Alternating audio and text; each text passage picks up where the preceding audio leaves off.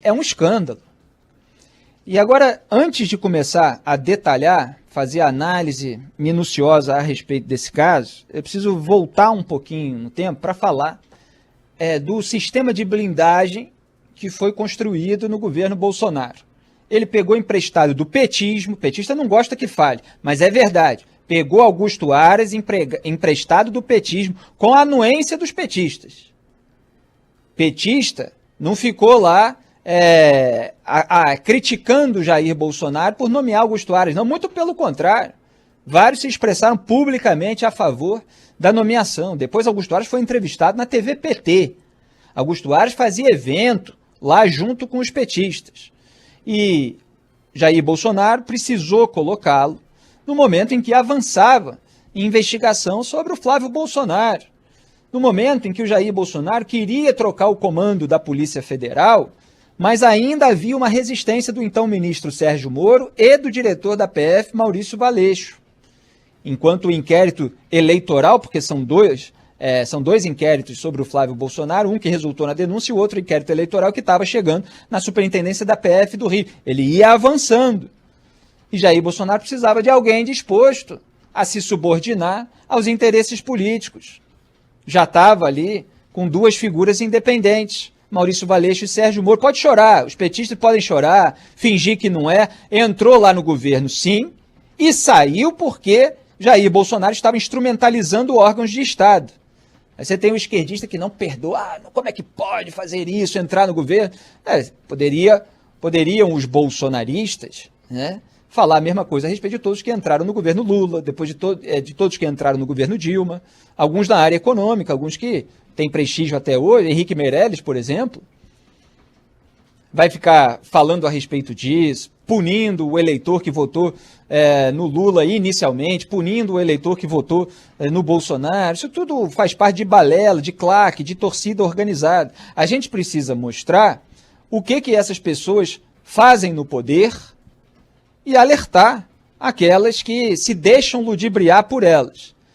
Então Jair Bolsonaro colocou lá o Augusto Aras na PGR, essa PGR omissão que é a causa fundamental, em termos burocráticos, da criação da CPI da Covid. É lógico que a causa é a sabotagem do combate à pandemia, é a competência, na verdade, de espalhamento do vírus pelo governo Bolsonaro.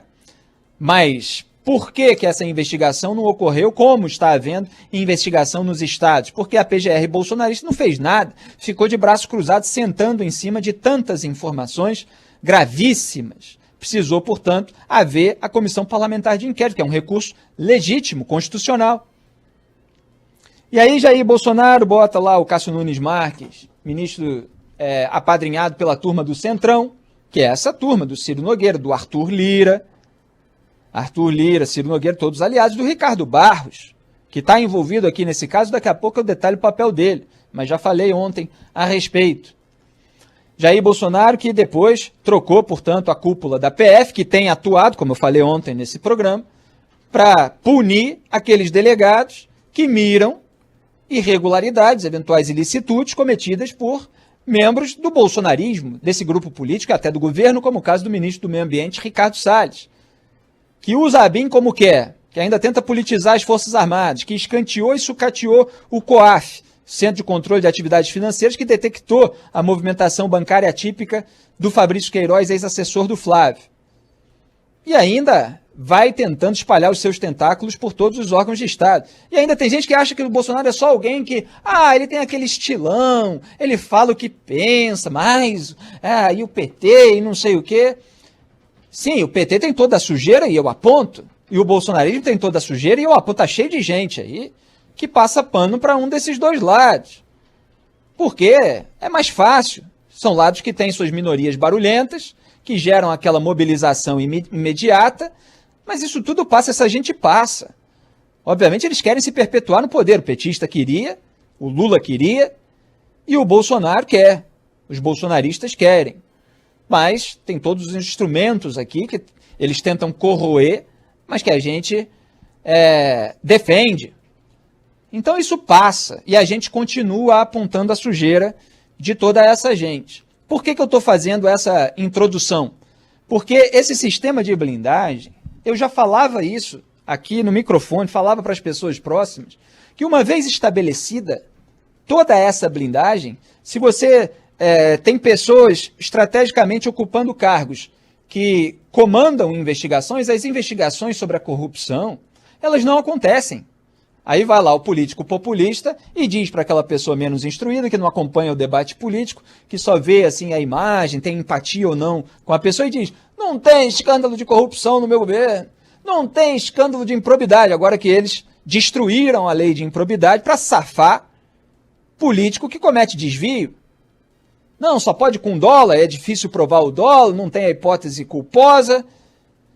Se você não, eles dificultaram a maneira de perder a função pública, se você trocar de cargo você já não perde. Tudo isso acontecendo aí, e eu apontando todas essas etapas. Então, voltando, se isso se estabelece, todo um sistema de blindagem, qual é a maneira de furar isso? A maneira, a gente precisa contar, o Brasil só tem algum jeito se contar com isso. É um irmão revoltado com aquilo que fizeram com o familiar dele. Às vezes é uma ex-mulher revoltada. A gente já teve vários episódios assim no passado.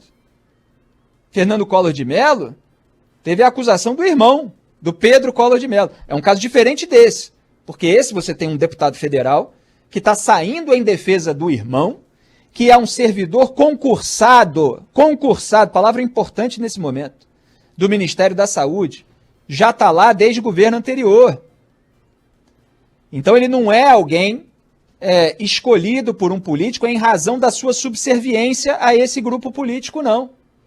Aliás, estão fazendo agora uma reforma supostamente administrativa. Hoje está lá a notícia no jornal, falei ontem aqui, de passagem, dos 90 mil cargos de livre nomeação que ficariam ao dispor do presidente da República. Então você tem uma reforma administrativa, quer dizer, você tem uma bandeira liberal de redução da máquina pública, e o que está se fazendo é o contrário do liberalismo. Você está aumentando o poder de influência política na máquina pública. E não são só 90 mil, não. 90 mil são no Poder Executivo.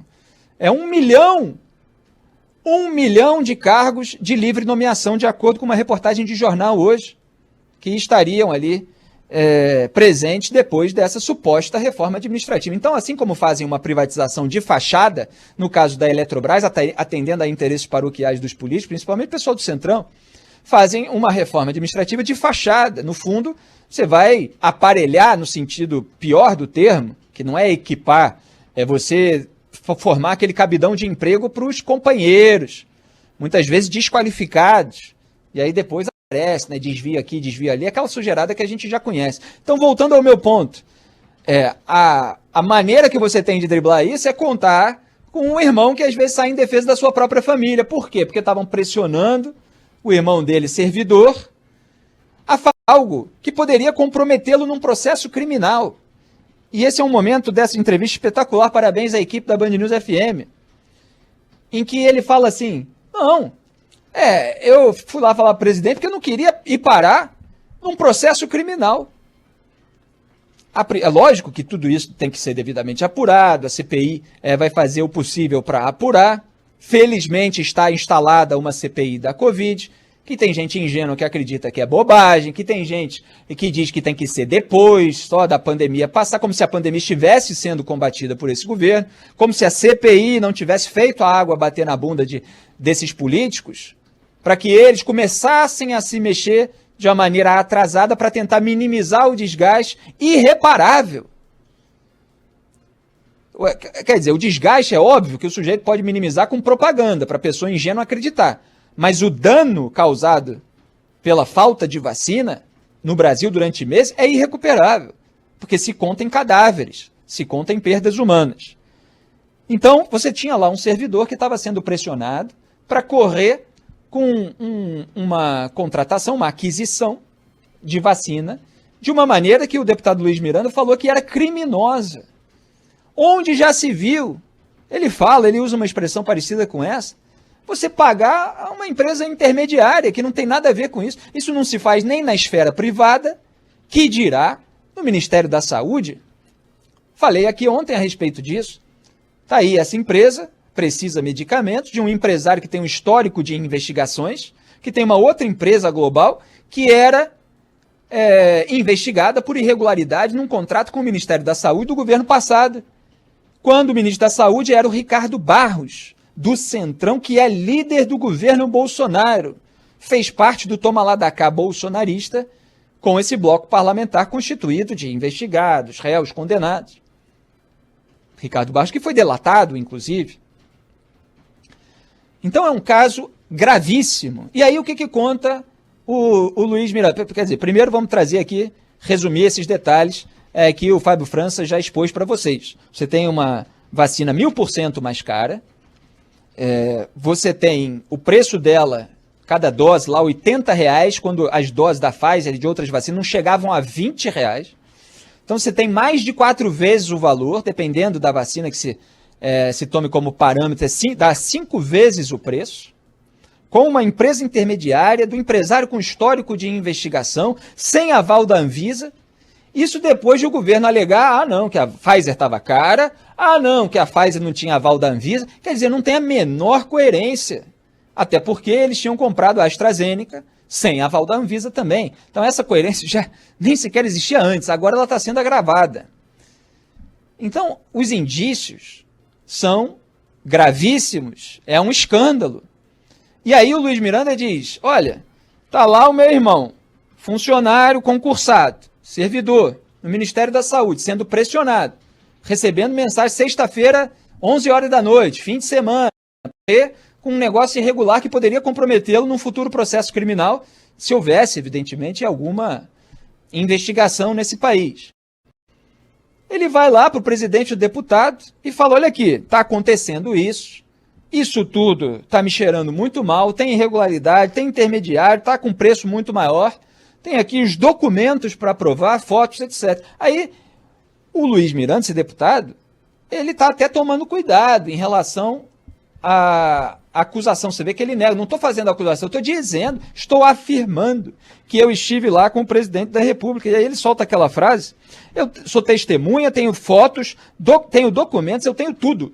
E o presidente jamais negaria que eu estive com ele, entreguei essa documentação para ele e que ele tinha conhecimento do caso. Jamais, diz o deputado Luiz Miranda. E aí ele diz que, não, o presidente falou que tinha que fazer o certo e tal, que ele ia avisar o DG da Polícia Federal, falou isso aqui na entrevista para a rádio, Band News FM. DG, pelo que eu entendo do que ele falou, é a direção-geral da Polícia Federal, é o diretor-geral da Polícia Federal, que atualmente é o Paulo Maiorino, que está lá removendo, né, atuando aí nessa seara da remoção de delegados que atingem o bolsonarismo, que foi posto pelo Anderson Torres, atual ministro da Justiça e Segurança Pública, depois da troca lá. Era o cargo do André Mendonça, que substituiu o Sérgio Moro. André Mendonça voltou a ser advogado-geral da União, está cotado para o STF, como suposto evangélico, né? Diz que é evangélico, mas as ações diárias dele eu critico o tempo todo. Porque, para mim, essas atitudes bolsonaristas, elas não são baseadas no princípio do cristianismo. É muito fácil você ficar posando aí de pessoa de grande altivez, de grande moralidade e tal, só porque fica falando em nome de uma tradição que prega a moralidade pública. A questão é você ver no dia a dia o que as pessoas fazem. Muito bem, então o presidente, pelo visto, disse que ia falar com o Paulo Maiorino. E agora, falou ou não falou? Eis a questão que se coloca hoje. Talvez se tivesse falado já tinha vindo a público, né, a informação de que falou. Mas pode ser que ele tenha falado. Agora, se falou, como é que andou a negociação?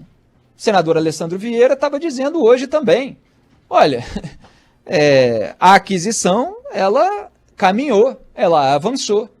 Então não houve nada, não houve investigação, não pararam um processo que estava contaminado, de acordo com esse servidor, de acordo com esse deputado, de acordo com todas as notícias que já estão aí à mostra para a população brasileira julgar.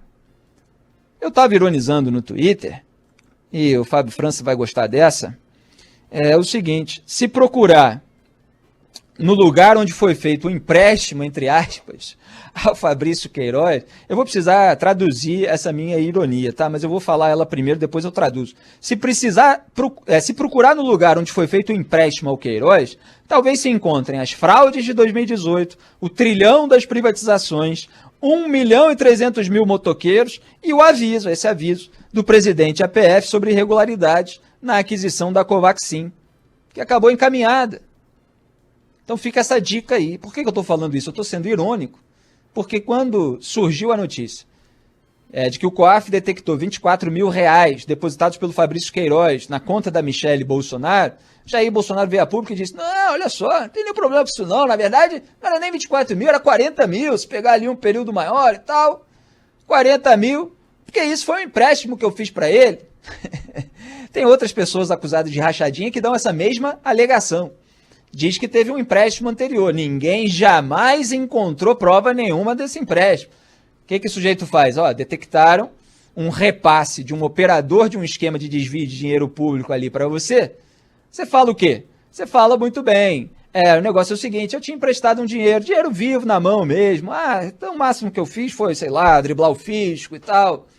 Mas foi isso que aconteceu. Ninguém nunca sabe onde foi, quando foi. Jair Bolsonaro não deu nenhum detalhe a respeito disso, e pior, veio à tona depois que era mais do que 40 mil, era mais do que o dobro de 40 mil, eram 89 mil reais. Aí ele disse, não, foi feito um empréstimo, então eu estou ironizando, né? Se procurar lá no lugar onde esse empréstimo foi feito, entre aspas, lugar, entre aspas, empréstimo, porque é óbvio que é alegação furada para justificar o dinheiro que pingou lá na conta. Talvez se encontrem todas essas coisas que o bolsonarismo diz que existem sem jamais provar. Fraude na eleição de 2018, o trilhão das privatizações que o Paulo Guedes prometia, esses milhão de motoqueiros, tinha na verdade menos de 7 mil, como a gente viu pelo sistema de pedágio, e esse aviso. Vamos ver se esse aviso vai aparecer ou se o presidente vai vir a público para dizer, não, avisei, oralmente, verbalmente e tal, sem nenhuma prova desse aviso. Mas, repito, mesmo que surja esse aviso, por que o trâmite continuou avançando? O Randolfo Rodrigues, vice-presidente da CPI da Covid, está pedindo segurança para o deputado Luiz Miranda e para o seu irmão servidor, que também acaba tendo o nome de Luiz Miranda se a gente suprimir ali nomes no meio, mas na verdade é Luiz Ricardo Fernandes Miranda, esse servidor do Ministério da Saúde. Então, é claro que os dois precisam ser protegidos, porque me parece um caso gravíssimo e quando a sujeira bate aí, o pessoal fica acuado, disparando verborragia para tudo quanto é lado. Ainda há alguns detalhes, eu vou tentar correr aqui, porque eu sei que meu tempo já estourou, mas o deputado Luiz Miranda foi vetado de ser o relator da reforma tributária pelo Palácio do Planalto. Quando saiu essa notícia, houve uma atribuição ali à Flávia Arruda, nesse veto também, que era a moça do Centrão, aliada do Arthur Lira, que o presidente Jair Bolsonaro colocou para fazer a articulação política. Será que eles já estavam desconfiados de que o Luiz Miranda poderia não ser uma pessoa assim de estrita confiança? Porque o que o bolsonarismo cobra é essa fidelidade, essa lealdade, distorcem. Eles vilipendiam o significado dessa palavra, lealdade, que na verdade o que eles querem dizer é complacência, é conivência. O que se quer, quando se pressiona um servidor, será que não é justamente isso, a conivência, a complacência? O sujeito precisa ter lealdade aos seus princípios morais. É isso que os membros da CLAC, ou na verdade enganados pela CLAC, né? Porque você tem as pessoas ingênuas, porque tem uma CLAC que fatura alto para passar o pano, mas você tem a pessoa ingênua que acredita na CLAC. Eu só queria complementar o que eu falei no primeiro bloco para fazer um resumo da ópera aqui, porque todo caso tem muitas minúcias e eu ainda trouxe um quadro geral desse sistema de blindagem que pode ser furado, às vezes, por uma pessoa que sai em defesa de um irmão, mas mesmo assim a gente vai passar por todos os obstáculos, porque uma investigação pode depender de uma Procuradoria-Geral da República instrumentalizada pelo bolsonarismo, e aí sempre fica complicado. Mas às vezes a sujeira vem com tanta força que nem uma PGR, nem um Arthur Lira como presidente da Câmara conseguem segurar. É difícil que isso aconteça, mas porque eles realmente são compactuados ali com o presidente. Mas vamos ver o que vai acontecer daqui para frente. O presidente da CPI está dando declaração agora de que o governo vai desmoronar. Está nesse clima, tá? Tem gente dizendo que encontrou a Fiat Elba do Bolsonaro, se referindo ao carro que estava no esquema PC Farias e que foi dado ali para o então presidente Fernando Collor, o que resultou no seu impeachment. Que tempos aqueles, né, em que o patamar aí da verba era menor e mesmo assim havia responsabilização e punição. Tudo isso que eles trataram de aniquilar nos últimos tempos. Mas enfim, o que se suspeita nesse momento na CPI da Covid é que mesmo com os 50% de desconto, a aquisição da Pfizer possa ter sido retardada de propósito, enquanto milhares de brasileiros morriam para que empresário e outros eventualmente envolvidos na aquisição da Covaxin, 1000% mais caro, com um preço mais de 4 vezes maior do que o da Pfizer, lucrassem, assim como os fabricantes de cloroquina, dos quais já falei aqui nesse programa, e que a CPI está investigando também, está analisando também, pelo menos, esses elementos desse faturamento ao longo desse processo em que o presidente serviu como garoto de propaganda de um medicamento ineficaz. Portanto, você tem, e o senador Alessandro Vieira, que é o mais objetivo, ele está sendo muito cuidadoso para revelar essa suspeita, mas está dizendo, olha, você tem de um lado uma vacina que não andou a aquisição dela, e que tinha um preço bom, oferecido por um preço bom aqui no Brasil, e do outro, você tem uma vacina cuja aquisição andou com um preço maior, com intermediário, com tudo isso. Então, quer dizer, houve esse atraso em uma para os envolvidos com a outra, é isso que a CPI, obviamente, vai precisar apurar. Ele escreveu no Twitter, as informações referentes ao caso Precisa/Covaxin são gravíssimas. É obrigação buscar a verdade e entender as razões para atrasar determinadas ações e acelerar outras. Agora os indícios que surgem são de corrupção. Parêntese meu, ele usou a palavra, né? Indícios de corrupção.